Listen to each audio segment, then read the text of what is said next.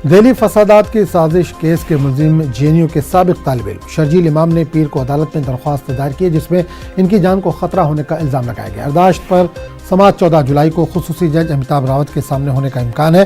शर्जील ने इल्जाम लगाया कि हाल ही में जेल का असिस्टेंट सुपरिटेंडेंट 8-10 लोगों के साथ तिहाड़ जेल में इनकी सेल में तलाशी की आड़ में दाखिल हुआ और इसे दहशतगर्द और गद्दार करार देते हुए उस पर हमला किया। कड़कड़डुमा कोर्ट के लिंक मजिस्ट्रेट ने हाल ही में शर्जील इमाम के वकील इब्राहिम की तरफ से दायर दरख्वास्त पर जेल हुकाम को दरख्वास्त गुजार पर हमला और तलाशी लेने के लिए वजह बतौर नोटिस जारी किया था और हुकाम को फौरी इक़दाम करते हुए किसी भी तरह के मजीद हमलों से बचाने की कहा गया था।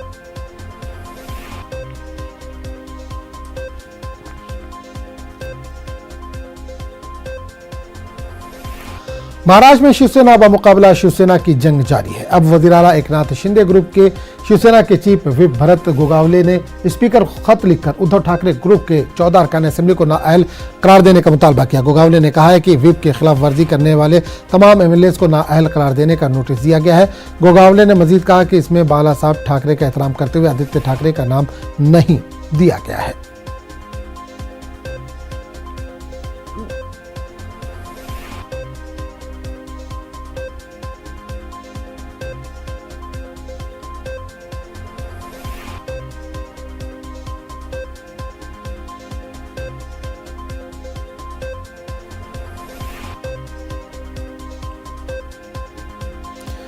तो महाराष्ट्र में शिवसेना पर मुकाबला शिवसेना की जंग जारी है। वज़ीर-ए-आला एकनाथ शिंदे ग्रुप के शिवसेना के चीफ व्हिप भरत गोगावले ने स्पीकर को खत लिखकर उद्धव ठाकरे ग्रुप के 14 अरकान असेंबली को नाअहल करार देने का मुतालबा किया। गोगावले ने कहा कि व्हिप के खिलाफ वर्जी करने वाले तमाम एमएलएस को नाअहल करार देने का नोटिस दिया गया। प्रशांत इस पूरे मामले पर हमारे साथ बात करने के लिए जुड़ गए हैं। प्रशांत, महाराष्ट्र से लगातार बड़ी खबरें आ रही हैं, शिवसेना ब मुकाबला शिवसेना लगातार जारी है। अब एकनाथ शिंदे ग्रुप ने शिवसेना के चीफ व्हिप भरत गोगावले ने स्पीकर को खत लिखा है और कहा है कि जो ठाकरे ग्रुप के 14 अरकान असेंबली उनको नाअहल करार दिया जाए।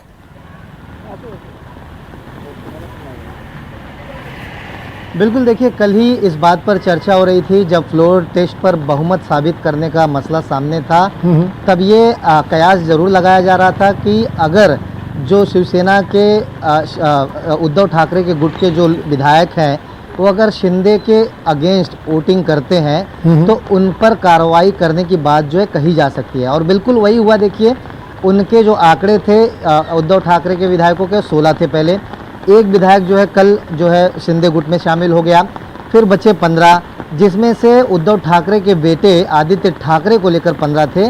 लेकिन आदित्य ठाकरे को छोड़ के बाकी 14 विधायकों को स्पीकर को खत लिख करके एकनाथ शिंदे ने पहले बीप को बताया। बीप ने फिर स्पीकर को खत लिख करके कहा कि 14 जो विधायक जिन्होंने बहुमत के लिए एकनाथ शिंदे के अगेंस्ट वोटिंग किया है उनके ऊपर जो है कार्रवाई की जाए, उन्हें डिस्क्वालीफाई किया जाए। अब देखिए, ऐसे में सबसे बड़ा सवाल ये खड़ा होता है कि उद्धव ठाकरे अब करेंगे क्या?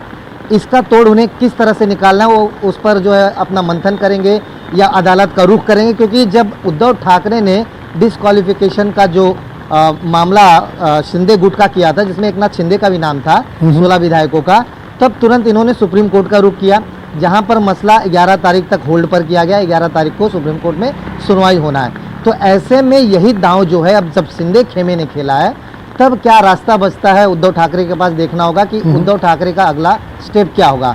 क्या वो अदालत का रुख करेंगे या फिर इसमें लीगल पॉइंट्स में कोई और वो रास्ता ढूंढ निकालते हैं। लेकिन ये होना था, ये तय था।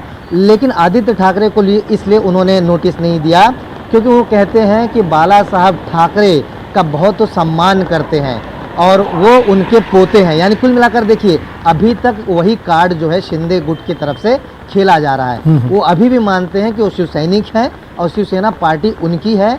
बाला साहब ठाकरे के जो आदर्श थे, जो उनके चलाए रास्ते थे, उस पर आज भी ये लोग चल रहे हैं। इसलिए उन्होंने आदित्य ठाकरे को छोड़ करके बाकी 14 विधायकों को नोटिस भिजवाई है। चलिए, ऐसे में देखना होगा कि उद्धव ठाकरे इस पर क्या कुछ जवाब देते हैं या फिर क्या रास्ता निकालते हैं। चलिए, बहुत बहुत शुक्रिया इस तमाम जानकारी के लिए। तो नाज़रीन, दिल्ली फसादात की साजिश केस के मुलजिम जेएनयू के साबिक तालिब इल्म शर्जील इमाम ने पीर को अदालत में दरख्वास्त दायर की जिसमें उनकी जान को खतरा होने का उन्होंने इल्ज़ाम लगाया। इस पूरे मामले पर बात करने के लिए हम सीधे रुख करेंगे दिल्ली का, जहाँ से हमारे नुमाइंदा फरा इस वक्त सीधे तौर पर जुड़ रही है। फरा, बड़ी खबर एक आ रही है, जेएनयू के साबिक तालिब इल्म शर्जील इमाम ने जेल में अपनी जान को खतरा बताया है।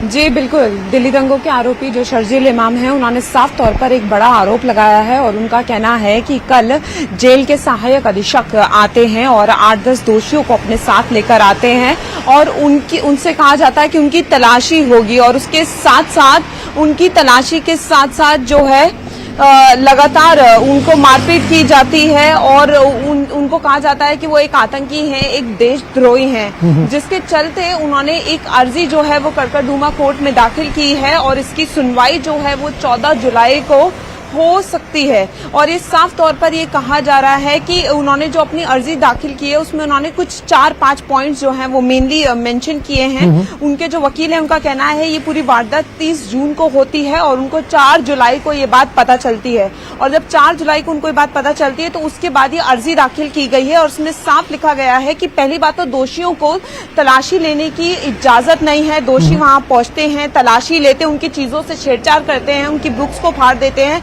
और उन्हें बार बार देशद्रोही कहते हैं और उनके साथ मारपीट करते हैं। दूसरा ये कि ये ऐसी वारदात जो है वो पहली बार सामने आई है कि किसी आरोपी के साथ दंगा जो है वो हो रहा है पूरी तरीके से। तो कहीं ना कहीं ये चीज अपने आप में बहुत बड़ी और देखना होगा कि 14 जुलाई को किस तरीके से सुनवाई होती है, क्या पक्ष में सामने आता है। और उन्होंने ये भी इस बात का भी जिक्र किया है कि आगे उनके साथ ऐसी कोई मारपीट ना हो, इसको लेकर भी जो है वो कोई फैसला लिया जाए। तो बहुत सारी बिंदुएं जो हैं वो उस अर्जी में और सबसे महत्वपूर्ण ये है कि उन्होंने इस चीज की मांग की है कि 30 जून को जो सीसीटीवी कैमरास जो हैं उनको सुरक्षित रखा जाए, क्योंकि 7:15 से लेकर 8:30 के बीच उनका कहना है कि उसमें सीसीटीवी फुटेज में सब कुछ जो है वो बयान हो जाएगा और जब सुनवाई होगी तो वो उनके लिए एक बहुत महत्वपूर्ण प्रूफ रहेगा। तो कहीं ना कहीं ये बहुत बड़ी चीज है कि एक आरोपी जो है तिहाड़ जेल में है, उनके साथ मारपीट होती है और वो भी दोषी करते हैं। तो ये बहुत बड़ी चीज सामने आ रही है और ये 30 जून को पूरा वाकया होता है और 4 जुलाई तक वकील तक आता है और उसके बाद कड़कड़डूमा कोर्ट में जो है इसकी अर्जी दाखिल की जाती है। अब 14 जुलाई को देखना होगा कि शर्जील इमाम के पक्ष में क्या कुछ आता है और जो कोर्ट है उन्हें किस तरीके से राहत देती है। चलिए फरा, बहुत बहुत शुक्रिया इस तमाम जानकारी के लिए। आगे बढ़ेंगे। महाराष्ट्र के कोकण साहिल पर इतवार से जारी मूसलाधार बारिश के बाद कई नदियां खासतौर पर रत्नागिरी जिले में खतरे के निशान से ऊपर बह रही हैं, जिसकी वजह से नशेबी इलाकों में पानी भर गया है। वहीं सुबह ही से मुंबई के बेशतर इलाकों में बारिश हो रही, कई मुकामात पर पानी जमा हो गया, जिससे आम लोगों को काफ़ी दुश्वारियों का सामना करना पड़ा। सड़कों पर पानी जमा हो जाने की वजह से ट्रैफिक का मसला भी पैदा हो गया। महकमा मौसमियात ने मुंबई और थाने अजला के लिए येलो अलर्ट जारी किया, जिसमें मुख्तलिफ मुकामात और अलग थलग मुकामात पर भारी से बहुत ज़्यादा बारिश की पेशनगोई की गई है। एनडीआरएफ की 8 टीमें महाराष्ट्र में तैनात की गई हैं। इनमें से एक टीम नागपुर और महाड़ में तैनात है, जबकि बाकी 5 टीमें मुंबई में हैं। ये टीमें मुकामी इंतजामिया को मुशावरत से मज़कूरा मुकामात पर तैनात की गई हैं। महाड़ में लोगों को पिछले साल सैलाब का सामना करना पड़ा था।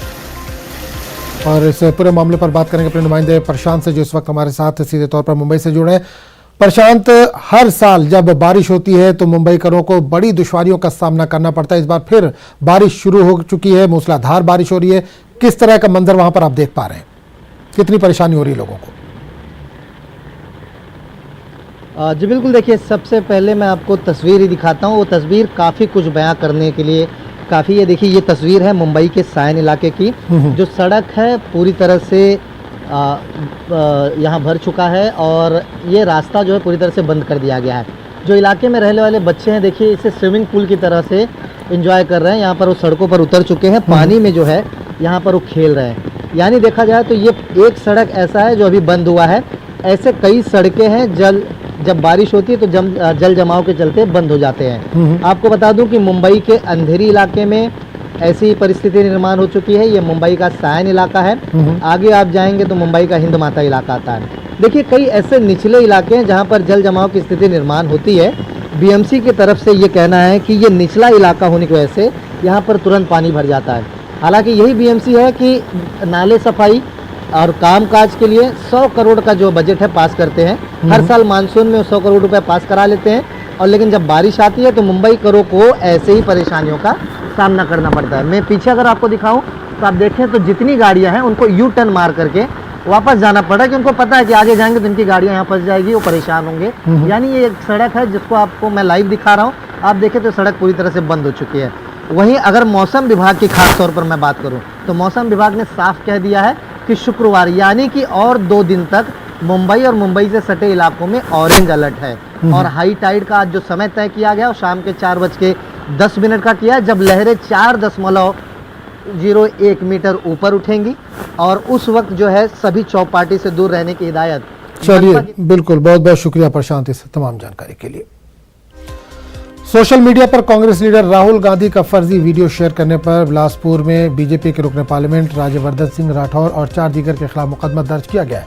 बिलासपुर के पुलिस सुपरिटेंडेंट पारुल माथुर ने ये जानकारी दी। इन्होंने कहा कि सिविल लाइन पुलिस स्टेशन में एक शिकायत मौसूल हुई थी, जिसमें एक न्यूज चैनल में बीजेपी के कुछ अवामी नुमाइंदों ने अपने फेसबुक और ट्विटर अकाउंट के जरिए कांग्रेस लीडर राहुल गांधी की तरफ से दिए गए बाइट को गुमराहकुन तरीके से फैलाया था। इस मामले में 5 लोगों के खिलाफ दफा 505 के तहत FIR दर्ज की गई है और मामले की जांच की जा रही है।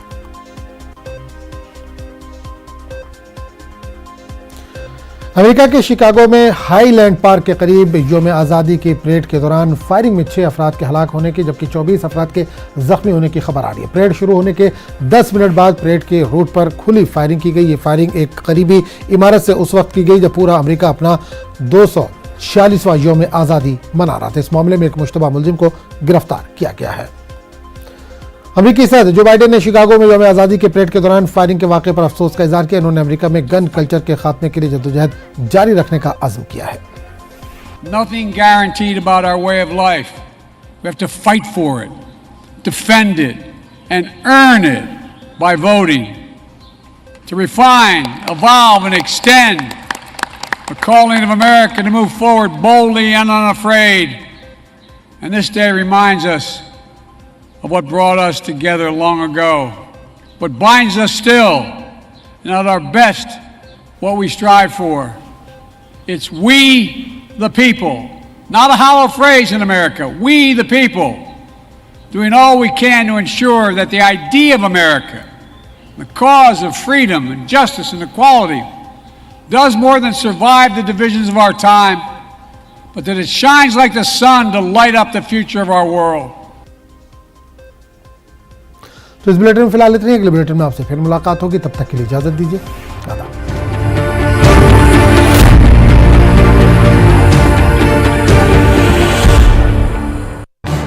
इस